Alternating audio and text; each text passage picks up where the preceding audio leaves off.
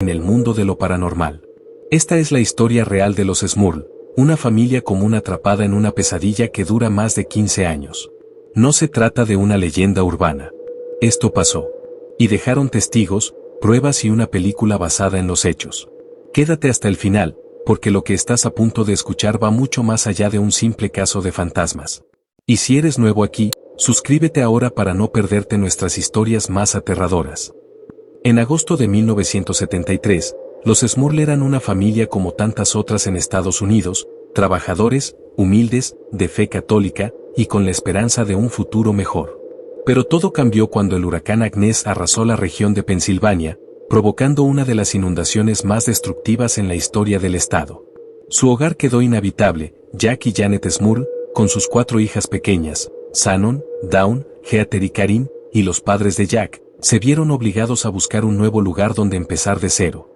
Fue entonces cuando encontraron una propiedad modesta, un dúplex de ladrillo grisáceo, en una tranquila calle llamada Chase Street, en el pueblo de West Pittston. La vivienda estaba dividida en dos, los abuelos se instalarían en un lado, y la familia joven en el otro. La casa no era perfecta, tenía filtraciones, pintura vieja, problemas eléctricos. Pero tenía potencial. Y para una familia que lo había perdido todo, significaba una nueva oportunidad. Durante las primeras semanas, el hogar se llenó de ruido. No por lo sobrenatural, aún no, sino por el bullicio alegre de una familia que martillaba, lijaba, pintaba. Quería transformar aquel lugar frío en algo suyo.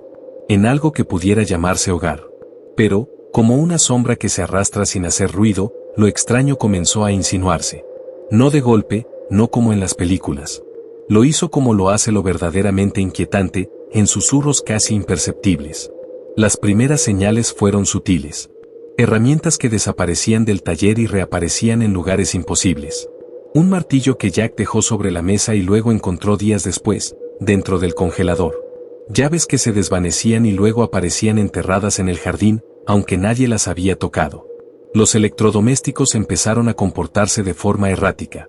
Radios que se encendían solas, televisores que cambiaban de canal sin control remoto, y recordamos que esto era en los años 70, cuando no existía el control remoto universal. Una tostadora que un día empezó a expulsar humo negro, sin estar conectada. Luego vinieron los olores. Olores nauseabundos, como carne podrida o aguas estancadas, que surgían de la nada y se desvanecían igual de rápido. Janet limpiaba compulsivamente, tratando de encontrar la causa. Pensaron que tal vez las cañerías eran viejas, pero los plomeros no encontraron nada. Las manchas fueron lo siguiente. Aparecían en las paredes recién pintadas como si algo acechara detrás del yeso. Manchas marrones, verdosas, que traspasaban la pintura sin razón aparente. Jack, molesto, repintaba una y otra vez, pero las manchas regresaban siempre. Todo esto, en conjunto, podría parecer simplemente el reflejo del desgaste natural de una casa antigua. Eso pensaban al principio. Que era el estrés, el cansancio, los nervios de una familia que empezaba de nuevo. Pero la verdad, es que la casa ya tenía dueño. Y ese dueño, no era humano. Lo que nadie sabía entonces, lo que ninguno de los Smurl podía imaginar, es que la casa de Chase Street no necesitaba renovaciones. Necesitaba un exorcismo. Este era solo el primer susurro de un horror que no solo buscaría expulsarlos, sino destruirlos desde dentro. Al principio, las manifestaciones en la casa de los Smurl eran inquietantes, pero soportables. Pero aún no cruzaban el umbral de lo verdaderamente aterrador. Eso cambiaría con el tiempo. Con cada semana que pasaba, los fenómenos aumentaban. Lo extraño se volvió siniestro. Y pronto, lo siniestro comenzó a tomar forma. Fue Janet la primera en sentirlo. Una noche, mientras lavaba los platos, notó que alguien la observaba desde la sala. No era una figura clara. No tenía rostro ni cuerpo, pero estaba allí. Un peso, una presencia que la hacía girarse de forma automática, solo para encontrarse con el vacío. Al principio pensó que era el estrés o tal vez la fatiga. Pero esa sensación se volvió recurrente. Sentía que algo la seguía desde la cocina hasta el pasillo, que se detenía justo detrás de ella. Incluso llegó a sentir el leve roce de un aliento en su nuca, aunque no había nadie más en la habitación. Jack también comenzó a notarlo. Mientras trabajaba en el sótano, juraba escuchar pasos sobre su cabeza. Pero al subir, la casa estaba completamente vacía. Las hijas empezaron a quejarse de que alguien entraba en su habitación por las noches. Alguien que no podían ver, pero que escuchaba respirar. Y luego, las sombras. Sombras que no obedecían las leyes de la física. Sombras que se movían en dirección contraria a la luz. Que cruzaban las habitaciones sin emitir sonido. Que se deslizaban por las paredes como si tuvieran vida propia. Janet intentó ignorarlo. Trató de racionalizarlo. Pero entonces ocurrió lo que marcaría un antes y un después en la pesadilla de los Smurl. Primero fue Mary, la suegra de Janet. Una mujer seria, católica, muy devota, no dada a fantasías. Una tarde, escuchó que alguien gritaba su nombre desde el dormitorio del fondo. Era la voz de Janet, gritaba con fuerza, como si algo estuviera mal. Mary corrió hacia la habitación pero estaba vacía. Confundida, regresó al salón, y se congeló. Janet estaba en la cocina, con las manos aún mojadas por el lavaplatos, no había salido de allí. No fue un incidente aislado. Janet también comenzó a escuchar su propia voz proveniente de otras habitaciones. A veces la oía gritar el nombre de sus hijas, otras veces, maldecía con violencia. Una noche, Mary despertó al oír pasos fuertes en el pasillo. Se levantó, pensando que uno de los niños estaba enfermo. Y entonces vio a Janet caminando hacia ella, o eso pensó. La figura se acercaba. Tenía el mismo cuerpo, el mismo peinado, pero no dijo nada. Sus ojos eran negros, vacíos. Cuando Mary parpadeó, la figura había desaparecido. Lo mismo ocurrió con las niñas. Una de ellas aseguró haber visto a su madre parada al pie de la cama en medio de la noche, solo para encontrarla dormida en su cuarto, al otro lado de la casa. No eran alucinaciones, no eran sueños, eran imitaciones. Y no eran amigables. Estas manifestaciones, conocidas en el folclore como doppelgangers, son uno de los fenómenos más temidos en la parapsicología. Entidades que copian la forma y la voz de una persona para sembrar el miedo, la confusión, y eventualmente, la locura. La atmósfera dentro de la casa cambió por completo. Ya no era solo un lugar con cosas raras. Se convirtió en una trampa viva. Las habitaciones estaban cargadas de una electricidad invisible, como si el aire vibrara. La tensión era constante, nadie dormía bien, nadie se sentía seguro, ni siquiera bajo la luz del día. Las sombras parecían esperar. A veces aparecían frente a ellos, inmóviles, mirándolos, sin ojos. Otras veces solo se dejaban ver por el rabillo del ojo. El miedo ya no era psicológico, era física, palpable, presente. Una niebla invisible lo cubría todo. La casa no solo estaba embrujada. La casa era el horror.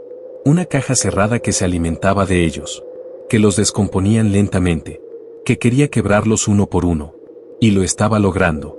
Cuando el miedo se vuelve costumbre, el cuerpo empieza a apagarse.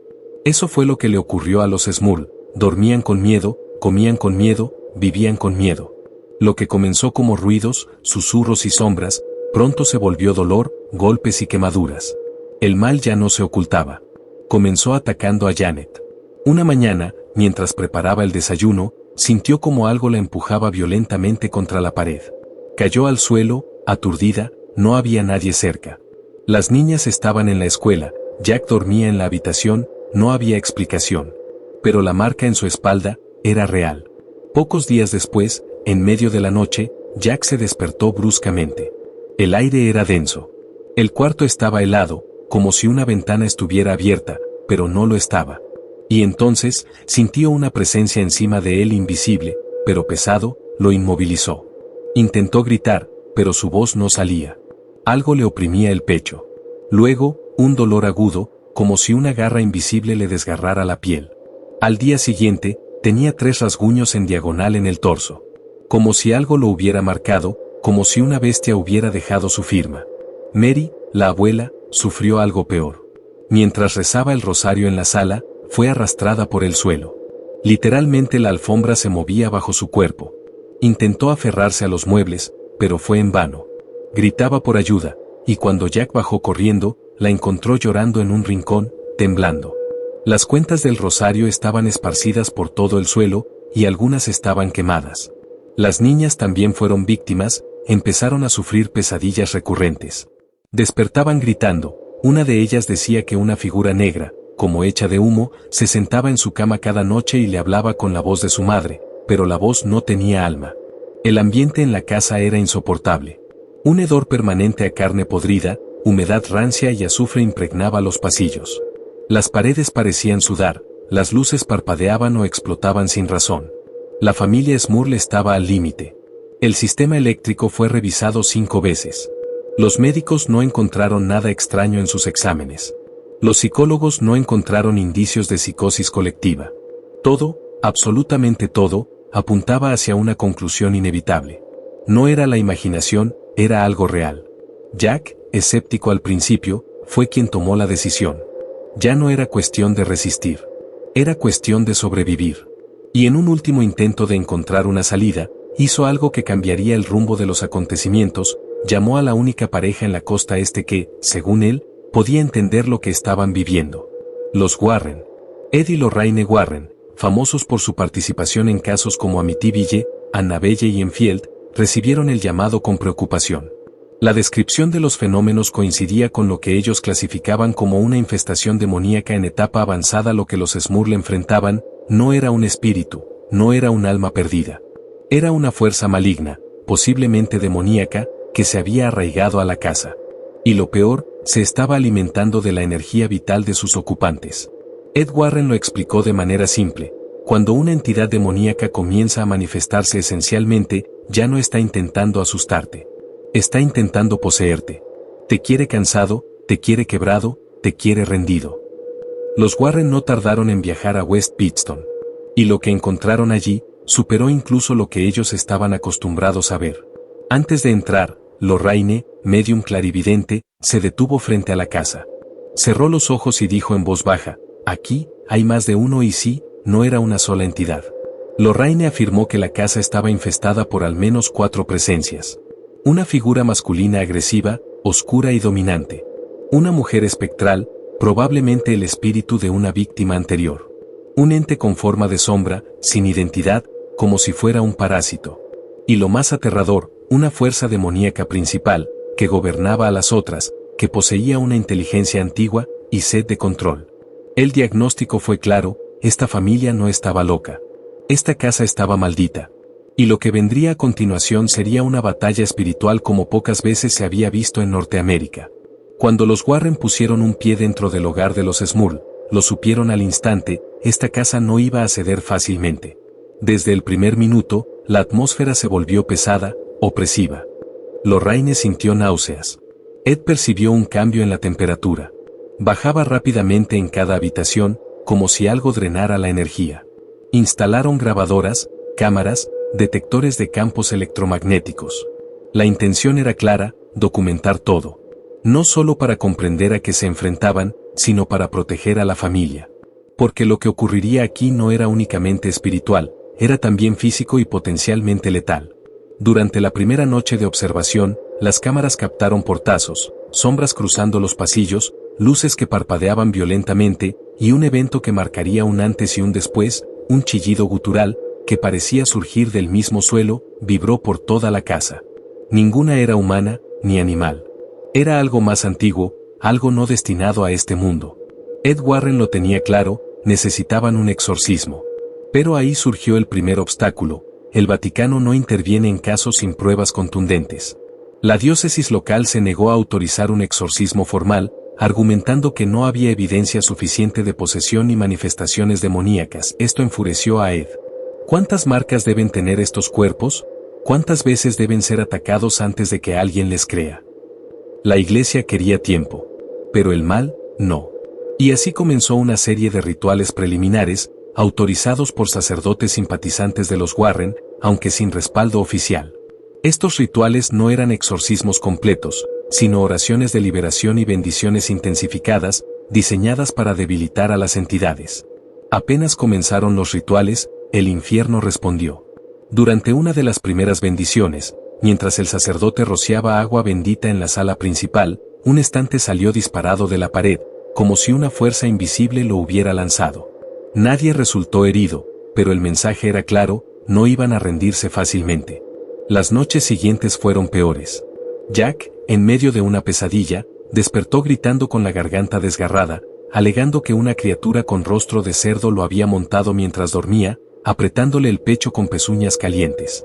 Una de las hijas, de apenas 10 años, Fue encontrada hablando en una lengua extraña. Nunca había aprendido latín, pero las palabras estaban ahí, grabadas en casete, repetidas con una voz que no parecía la suya. La familia, desesperada y sin respuestas claras, accedió a que el caso se hiciera público. Aparecieron en televisión, dieron entrevistas, mostraron sus heridas, sus grabaciones, sus miedos, pero el mundo no fue compasivo. Los acusaron de mentir, de buscar fama. Los medios sensacionalistas se dividieron, unos les creían, otros los ridiculizaban. Algunos vecinos comenzaron a evitar a la familia. Otros afirmaban ver figuras extrañas en el tejado o luces en las ventanas. La familia quedó atrapada entre dos fuegos, la incredulidad humana y la violencia de lo inhumano. Finalmente, tras meses de presión, la iglesia autorizó una intervención más directa. Un exorcista experimentado, de identidad no revelada públicamente, llegó a West Pittston. No como un espectáculo, sino como la última esperanza. Se realizó el primer exorcismo completo en otoño de 1986. Fue una ceremonia de más de 4 horas. Agua bendita, crucifijos, reliquias, letanías, cánticos en latín. Durante el rito, las paredes temblaron, las ventanas se empañaron desde dentro. Lorraine aseguró ver una figura negra, alta, sin rostro, que retrocedía hacia la cocina, y luego desaparecía. Jack se desplomó al suelo durante la oración final. Convulsionó brevemente y luego, el silencio. Un silencio, que no conocían desde hacía años. Por un tiempo, todo pareció volver a la normalidad. Las manifestaciones cesaron, las niñas volvieron a dormir tranquilas. Los olores, los ruidos, las sombras, desaparecieron. Pero Ed Warren nunca estuvo convencido de todo. El mal no siempre se va. A veces, simplemente se esconde. Y tenía razón. Semanas después, Janet volvió a escuchar pasos en el pasillo. La televisión se subió sola. Y el perro de la familia, que antes ignoraba los ruidos, empezó a ladrar frenéticamente a la misma esquina oscura del comedor. Jack se despertó con un olor familiar. Azufre. Fue al baño y al mirarse en el espejo, vio a su reflejo sonriéndole con malicia. Pero él no estaba sonriendo. Este caso no terminó con un exorcismo, ni con un cierre espiritual. Terminó con una mudanza. En 1988, los Smurl decidieron irse de la casa. Cambiar de ciudad, empezar de nuevo. Pero las marcas quedaron, no en las paredes, no en los muebles, quedaron en ellos. Los nuevos inquilinos reportaron cosas extrañas, pero jamás con la intensidad que vivieron los Smurl. Algunos aseguraron no notar nada. Otros se fueron a los pocos meses, sin explicación. La propiedad fue vendida varias veces. En cada mudanza, los rumores resurgieron. Los vecinos hablaban de luces en el ático, de figuras tras las cortinas, de ruidos como cadenas arrastrándose por el piso. Pero nunca se volvió a registrar algo tan grave como lo que sufrió la familia original. ¿Se trató de una manifestación específica contra los Smurl? ¿Una energía anclada a ellos, más que al lugar? Este caso sigue siendo uno de los más misteriosos. Si te gustan las historias de terror real como esta, no olvides darle like, compartir y suscribirte al canal. Nos vemos en el próximo video.